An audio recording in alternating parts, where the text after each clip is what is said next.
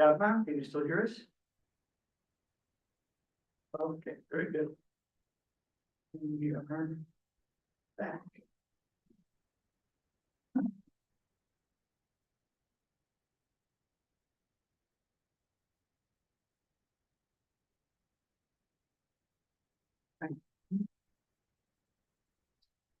Our agenda.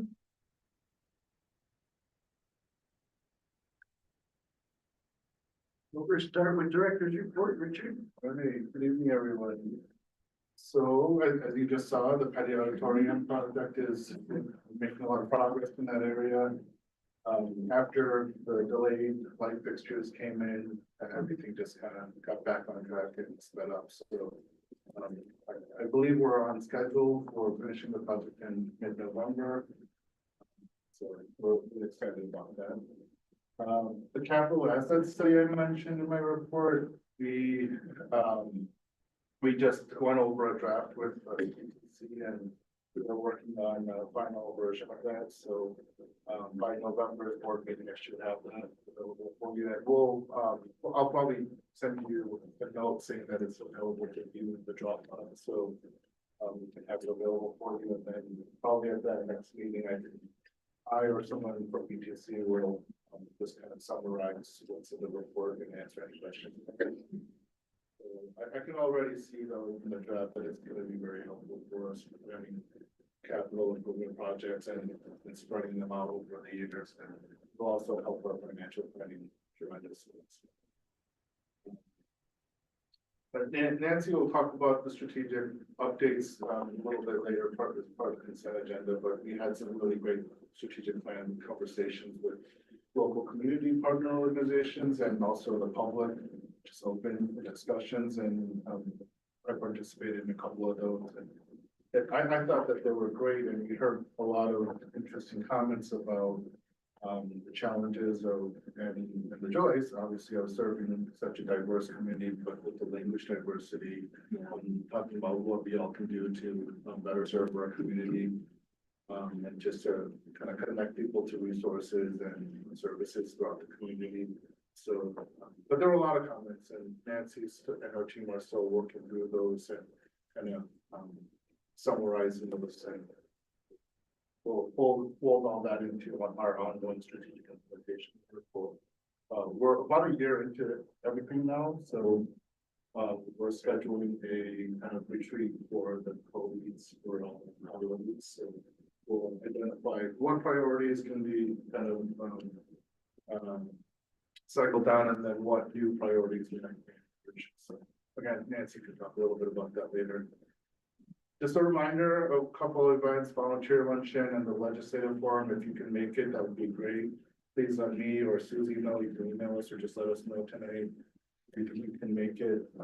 Both the volunteer luncheon is one of my favorite days of the year, because it's just a really joyful atmosphere and vibe. Just there to celebrate people, you know, including the trustees who are here, all obviously in serving the library as well in your roles. So, and we have a couple of staff members who are tremendous musical talents, and they perform as well. So it should be fun. And then the legislative forum is also just a good kind of network with people, hear about what's happening from our local elected officials outside the library, and just yeah. Would you like Mary to do the New York Times crossword puzzle? I mean, if you're a volunteer, I mean, Do you can that challenge. Okay. If the keyboard's not working, we're gonna do plan to be here Oh, later. boy.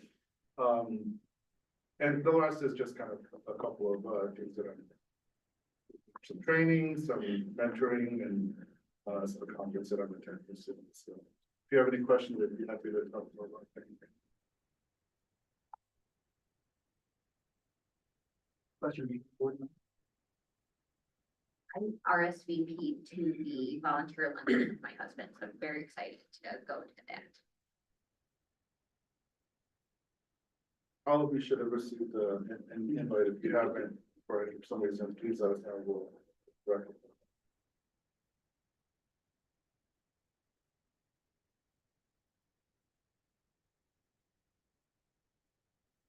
All right. right, hearing no questions, we'll move on to approval of the September disbursement report, pages 5 through 17. Any questions?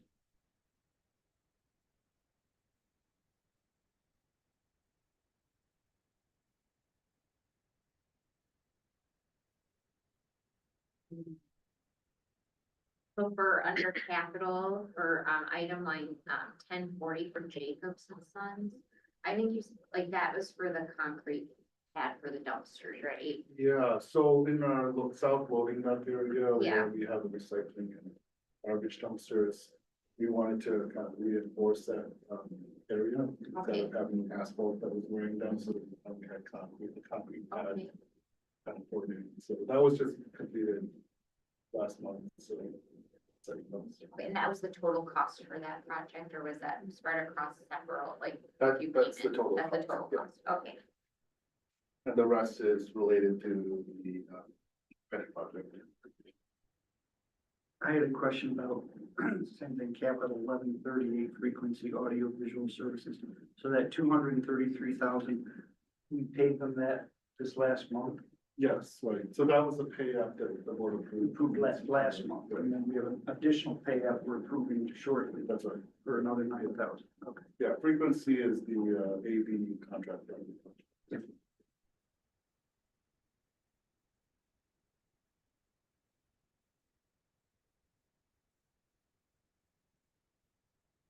Shabnam, any questions?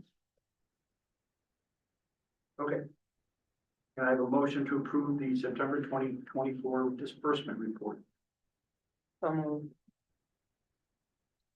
Second, All right, and we'll vote individually because it's money.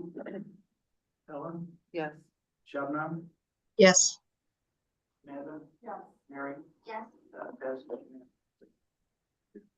Page 18, approval of the Petty Auditorium Construction Pay App number 3. Page 18 to 19. Any questions, comments, concerns? We saw what it was for. And no questions. Can I have a motion to approve the Petty Auditorium Construction Pay App number 3 at a total cost of $277,134.01? so moved, Second.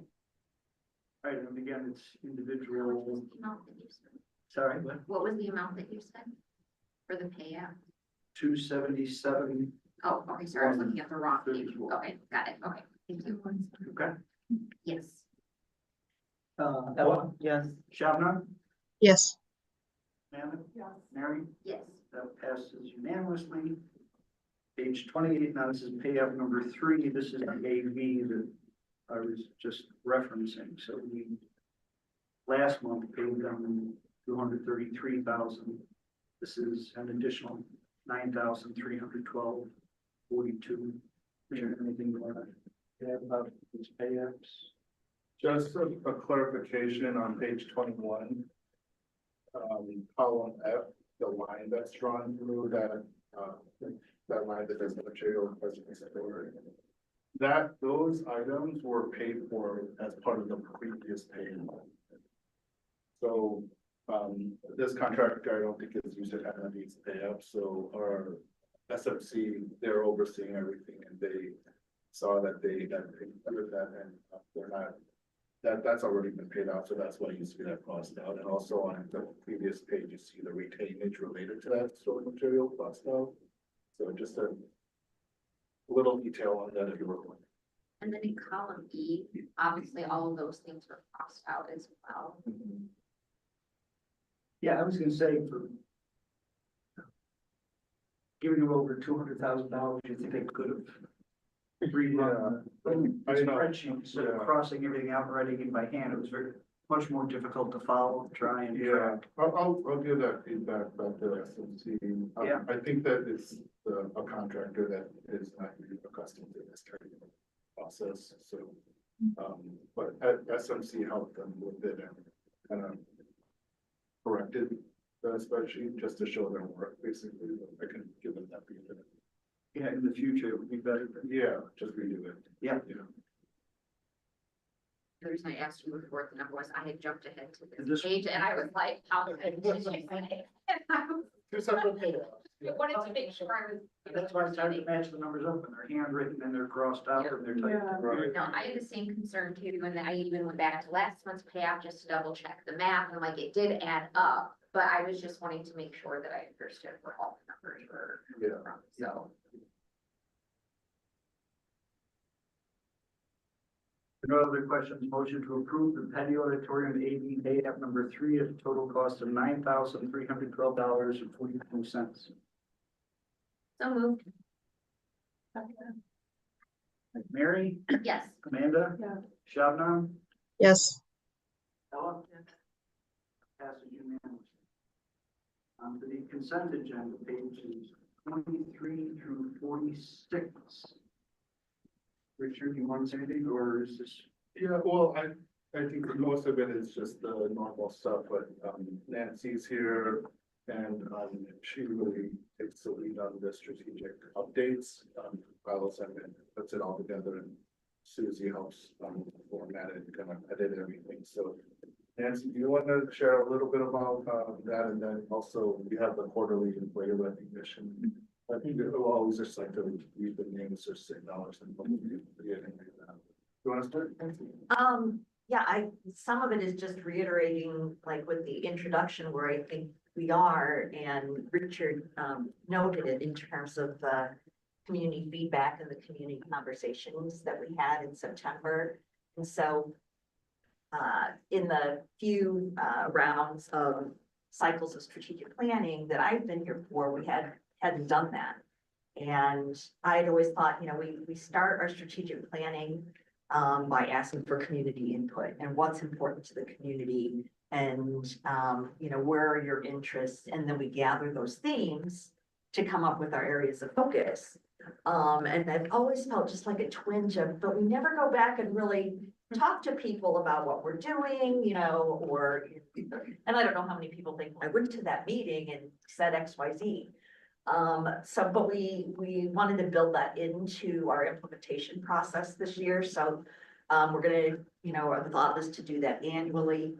And to do it kind of before we then assess, like, are we ready to move into new priorities, and use the community meetings to say, are there things we're completely missing that are happening in the community that would fit under our broad areas, but they're not our priorities. And also, that timing will help go into that co-leads retreat that we're going to have coming up. And we had 2 partner meetings, which were very well attended. And I think the biggest feedback was that people were very grateful to come together for conversation. So we don't use it really as a focus group per se. But we say things like, one of our priorities is around language access. Is that something that you all are working on? Is this something that you feel is important still? Do you know anybody else who's working on it? And so people learn from each other as well. And they seem to really appreciate that and make some new contacts. So that was one where, the major thing was like, we really thought that this was a good conversation in and of itself to learn from each other and the importance of learning what everybody else is working on. But affirmation, I think, in general, of our broad areas of the current priorities. And as Richard said, language access and it being one of a lot of interest. And then beyond that, in terms of when we talked about what we may not be working on or looking at within the priorities as they were written, a lot of comments related to language plus culture. So, what happens when the police are trying to talk to a family, and the family comes from, a place where there was just a lot of fear of the police, and so then they end up talking to the children of the parents. And what happens when someone gave an example of And I guess this had really happened when faculty member was telling a parent, you know, your child can just take the bus to school. And not realizing that they had had a very traumatic experience, as refugees, you know, with their being separated from their kids on a bus. And so how, they were raising the question of how can all of us, be open and curious and understanding. So there were a lot of those kinds of experiences as well, which kind of matched some of the interviews that we were doing for the services outside the library as well with community partners. That no matter what the sector, you know, whether it is schools or nonprofit organizations or health organizations, how we all serve newcomers and immigrants. You don't have to just be the ELL Parent Center, right? You don't have to be just Oakton College doing their ESL. It's like, how can the whole community serve everyone in the community? I think that was, like Richard said, I'm still going through all the notes from those conversations. And I was really, it was also very interesting to have one of the we did 2 general public conversations as well. And it was 2 PM and it was pouring rain and there were 9 people here ready to talk. And I said, wow, hey, these are the people who are interested in what's happening in the library. They were all very positive and had, you know, their own ideas as well. So I was glad that we did. There's not too many people who are gonna look at the newsletter and go, aha, we can talk about the strategic plan. But they did come and that was good as well. So and then unless you have questions, I guess the other thing is, and you know, Leah and Laura and Amy and Richard are all part of the different current priorities. So any of those questions too, I would defer to them. But what was interesting to me in pulling it all together is that while the co-leads are in some cases taking on like bigger initiatives that have potential to just change the way we do things on an ongoing basis, it seems to me that there is more intentional alignment at, you know, direct service level at programs, departments that are, you know, kind of integrating those major strategic focus areas as well. And so that, I think that's a positive. I feel like, I feel, you know, as you all know, this has been an iterative process in terms of how we structure the strategic plan and how we implement and how we report back and how we track progress. And I feel like this is the best it's ever been in my years here. We really hit a nice balance of specific priorities that we're really making progress on and able to see that, but also kind of remain flexible and open to pursuing these 3 main focus areas in other ways if it's appropriate things. So. And that was I mean, I think, as Richard said, we're almost a year into kind of doing this structure. And one of the pieces we have not tested yet is this piece of, is there anything we're missing that we've heard from the community or that we're observing? Are there current priorities? And that's why we specifically use that terminology. Are there current priorities where we've made enough progress that we can take something else on? And what does it mean? What does that mean? We're done with this for now.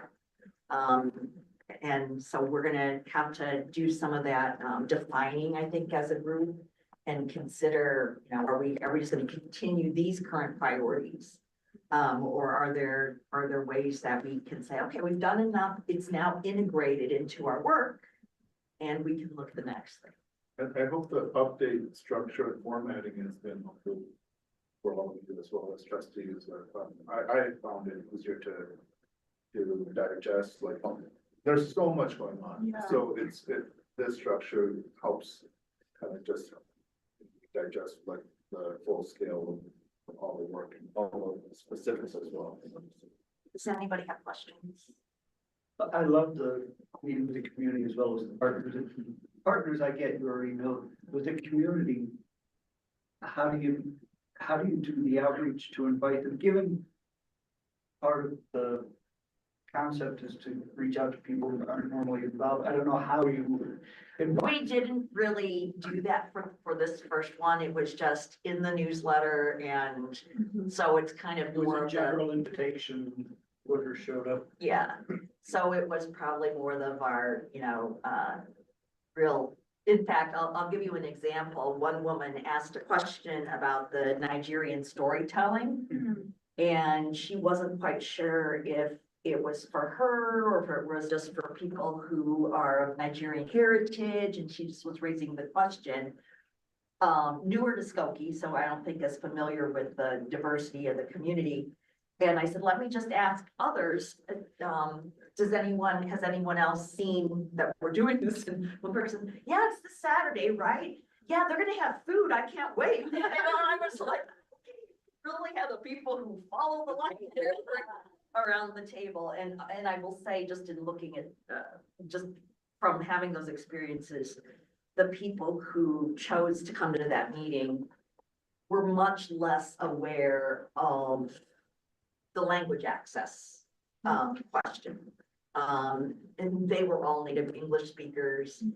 Several people made that comment, I speak English, so I'm not really sure. I know there are people who don't speak English. And so I do think, Jean, that's a good question.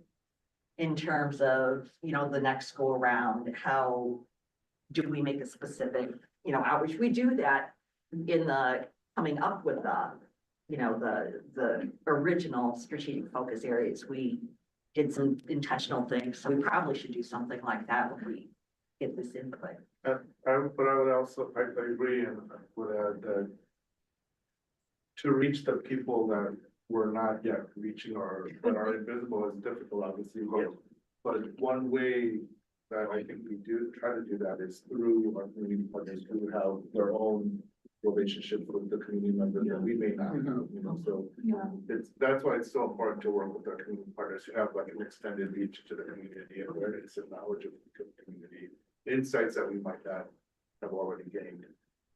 It's like both, right? It's both and.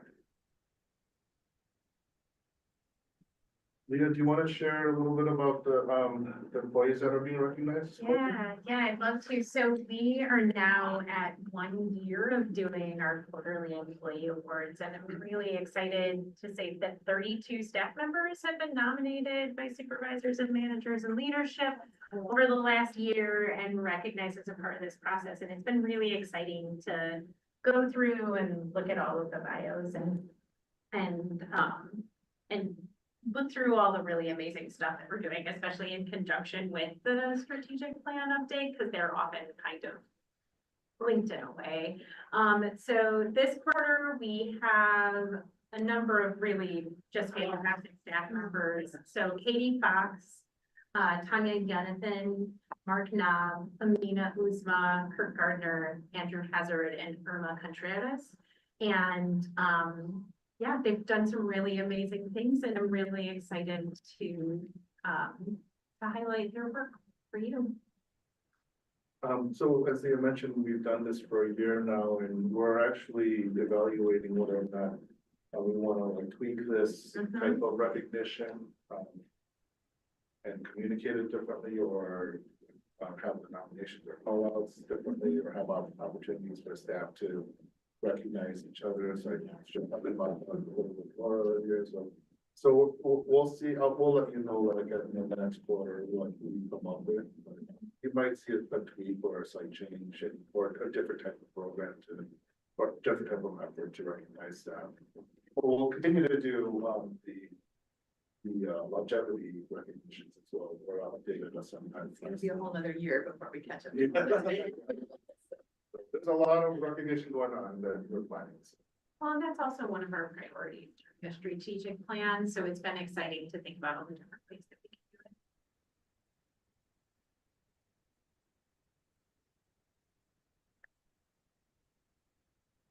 do it. Did you want to have anything?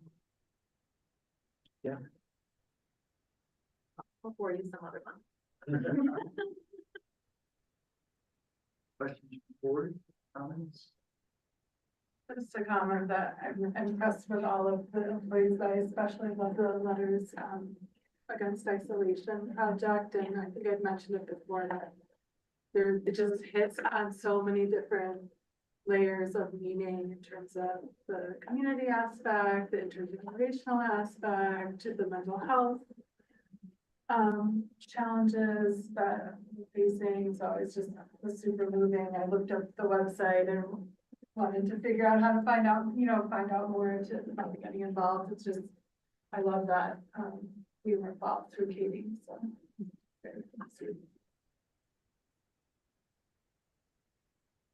One comment and one question. So my positive comment, I liked everything in the report. The one thing that stuck out to me that I want to commend you guys on is that the leadership team has basically written this kind of statement for how you're holding yourselves accountable for promoting a very positive culture. So I think that's really important, and I'm looking forward to seeing how that's going to be communicated to the rest of the staff and how everyone's holding everyone else accountable. Right? I think that was really, really cool. So I like that a lot. And then my question, I'm gonna jump way back into the general operating. Sorry, you guys, I know I like my numbers, you guys, I'm sorry. What page? It is page 25. I just want to make sure that I have an understanding of the capital and reserve funds. Yeah. Just 'cause when I look at the approved amount that we set forth in the budget is that $1 million, and currently year to date, it looks like we're short a little over 200,000, or we are overextended by, I guess, about which 200,000 is a lot. So I just want to understand where that is coming from. Yeah, good question, and that's directly tied to the amended budget that's later on the agenda. So that budget number for the utilization of reserve funds was approved in April of this year. And that was prior to the close of the fiscal year and also the final numbers for the petty project that came in with the bids that came in after that. So the amended budget, I mean, we're jumping ahead a little bit, but the amended budget will increase the budget for that line, the Okay. utilization of reserve funds. Okay, And then once, if, pending board approval, if the board approves that, then the next version of this, you'll see, will have that new budget number. okay, And then that number will not look like that anymore. Will Okay. actually be under, or within budget. okay. That was my understanding too. I just want to kind of Yeah. call it out and just Yeah, make yeah. sure that we're all aligned on that I'm understanding. glad you called it out. $200,000 is a lot of money. so I just Yeah, wanted to make well, sure that's that- why we need an amended budget because, and I think I mentioned this to the board even like in May or June, because we knew the numbers would need to be amended.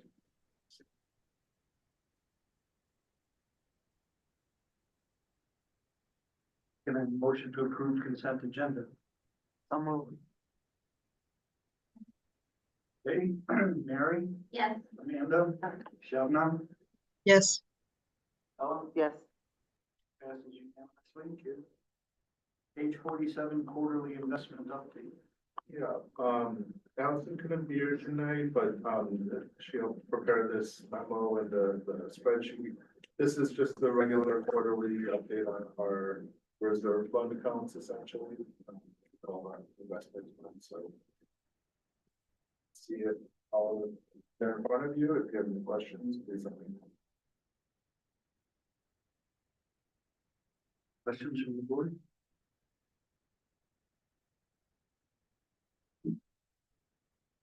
We don't need to vote on this, No, correct? It's just an update. Yes. All right. Hearing no questions, let's move on to approval of the amended fiscal year 24-25 budget. Richard, page 49 to 51. Yeah, I kind of just explained this part, but I'm happy to answer any questions from the memo or any of the details that I provided. The attachments have now like the highlighted lines instead for the suggestion to show what is actually different from the previously approved budget. So it's essentially the utilization of reserves for capital projects and the projected expenditures of the reserve fund from the capital projects is 2.5 million instead of 1 million. And like I said, a lot of that accounts for the money spent on the chiller replacement and the third floor renovation that kind of spilled over into this fiscal year. So, and if you look at the end of the closing numbers of last fiscal year, we had budgeted, I believe, 6.4 million of utilization of reserves, but we ended up spending closer to 4 million. So it just it just spilled over. I mean, the pay apps didn't come in until after the fiscal year passed. So that's what it is. It's nothing more than that, honestly.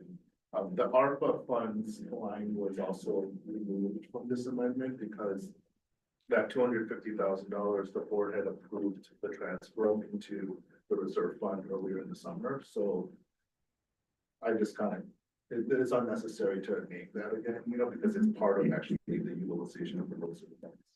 So that's rolled into that 2.5. Exactly. Okay. Okay. But 250,000 is from the ARPA funds, essentially is how I think.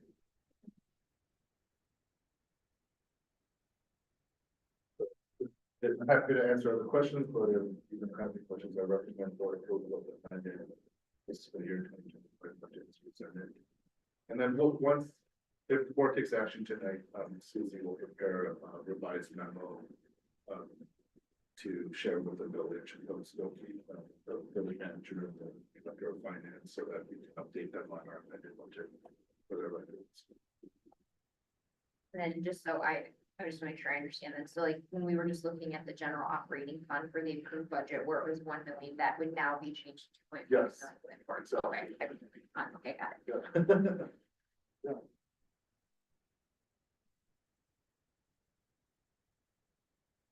The question is not motion to approve the amended fiscal year 2024-25 budget as presented. So moved. Second. All right, all in favor, Ella, Yes. Shawna, Yes. Amanda, Mary, Yes. that passes unanimously. Thank you. Now on to page 52, approval of transfer to art acquisition fund. Richard? Yeah, so as I've been mentioning kind of for the past year, the art committee has been meeting pretty regularly.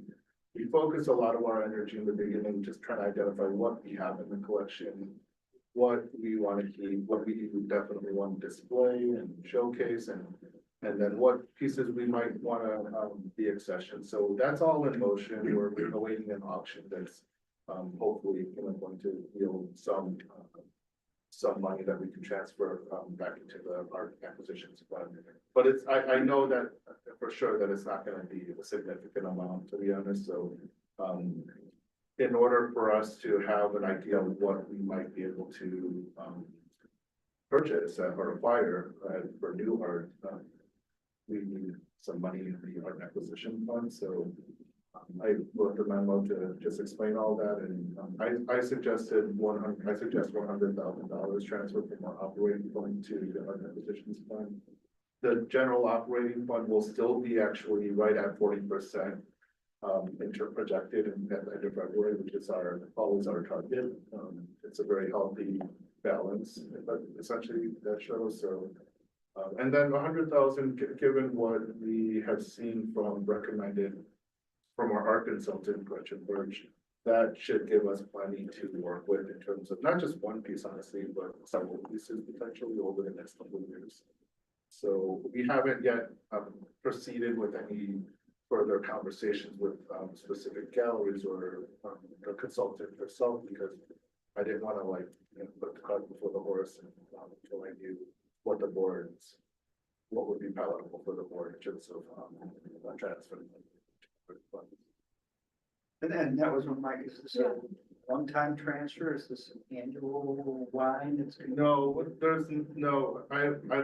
we're not thinking that far ahead in terms of any type of regular transfer annually, but this is just a one-time request for 100,000. And then I think, I see us potentially using this over the next couple of years. I don't exactly know for what pieces and how many pieces and the timing of it all, but I feel comfortable bringing that back to the art committee and saying we have 100,000 to work with over the next couple of years. And then if it might be the case that we don't need to really acquire new art for a couple of years after that, or a few years after that. If we do feel like there is a piece that we would like to acquire and there's a spot for it and it really makes sense for us, and we need more money, then I would make the case to the board again at that time. So it's just a one-time. When you're saying you're transferring it from the general operating fund, like which, is it like an amalgam of several of these lines? Like, or where is it coming from? So the general operating fund, so I like to think of it as funds and accounts. Okay, So a particular fund, like the general operating fund, Yes. consists of several bank accounts. Yeah, so it'll come out of one of those bank accounts. okay, And similarly with the reserve fund, that's why you have a number of different investment tools and bank accounts, and their CDs, interest-bearing accounts, but the reserve fund is all of them combined. Mayor, was your question about budget? it's more like budget line, because maybe I misread the memo, because it basically said that we're doing pretty well right now on the general operating fund, so you're saying you're transferring it, like, when I'm looking at like the general with like each kind of expenditure. Okay, Well, we're so talking about yeah, separate that's things. the budget, that's the operating budget. Okay, The general operating fund is just the collection of accounts that we have, Okay. that's our balance. okay, This isn't budgeted for, this is that's kind what I of like. wanted clarity on, okay, Think of this as similar to, in the summer when the board approves, typically in the summer, a transfer from the general operating fund into the reserve fund. Mhm. That's not like a budgeted, line item. Okay, That's just a individual, unique, distinct action by the board to transfer money from one fund to the other. okay, Yeah, it's similar to that. Okay. But instead of going to the reserve fund, we're asking for it to go into our acquisition, which at this point has like $11,000. I guess, I'm excited about this. My question was about, you kind of already answered it, but it was about like with that amount, how many pieces are you aiming to acquire? It sounds like there was that one space right up from the staff, like, so that is a considerable size, and I can imagine it being pricey, and I'm just wondering, like, if there had been some conversation about, like, what the goals currently are with a fund like that. I'm all for spending money on art, Yeah. for sure, but I was just curious if there had been Yeah. some thinking about that. Yeah, that's a good question, and I want to be clear that we don't have something like, well, no, like a specific piece in mind. We haven't taken it to that step with Okay. a consultant and Yeah. potential representatives of artists, but from what they've shared as like sample or representative pieces that, from artists that they wanted us to look at, the high end was 60,000 for like maybe for significant large piece, or like a well-known artist perhaps, or an established artist, and then the lower end is around the 10,000 area. So that's why it's hard to say like exactly how many pieces. Yeah. Where they'll even go, Right. we might decide that it's after the initiating further conversation with the consultant and artist representatives, that it makes more sense. It's the things just align for us to choose art that goes in other spots, and then we feel comfortable at that point, and we maybe hold off on like the massive one for the stairs or whatever, or maybe vice versa, right? So. Sure. But one thing that's driving our conversations is based on our policy that the board approved, we really have an interest in engaging the community around like programming with art, and hopefully like spurring a whole series of programs perhaps, where we engage the community around that, a new piece, right? Or new pieces. So that's kind of our mindset. It's hard to say exactly like what this will get us. We have a general idea of like. And I'll definitely bring more information to the board, because I know the board has an interest in past conversations about like art and placement, and so this is not just kind of you know, you'll never hear from us again until it's up in the library, you know, I'll keep you informed. Show you what we're actually considering. And I have to anyway, because if it's over 25,000, I get a board approval, so that doesn't change that just because the board transfers money, I still need to go through that process. I know you said we would talk about the art more later, but I just have one question about the art. Yeah. Are we considering only like existing pieces, or is also like newly commissioned pieces being part of the conversation? To Yeah. work with emerging artists, We've, so, we've had conversations, the latter, I would say, you know, not strictly, existing pieces, but we're open to the idea of talking to an artist. And like one of the things that is one of our criteria is that we want to engage with an artist that is willing and like kind of passionate about engaging with us and our Yes. community, you know, and willing to, you know, do maybe a program or a lecture or some type of program, you know, so and that might be part of like a commissioned piece. that's why I was asking. I mean, obviously, historical pieces and other things, I mean, those are great because they have provenance, you know, they have an established value, which can obviously, you know, get greater over time, but I also think there's tremendous value to what you're saying in terms of programming, working with emerging artists from the area to really capture some character of the library or whatever, so I think that's pretty. The art committee has had a lot of great fun discussions. Susie's on the committee as well, and we've had so many really lively discussions. It's been really fun kind of It's awesome. looking at different local artists, but also artists from not necessarily in Chicago, the Chicago area, but who may have some kind of connection to our community or the region.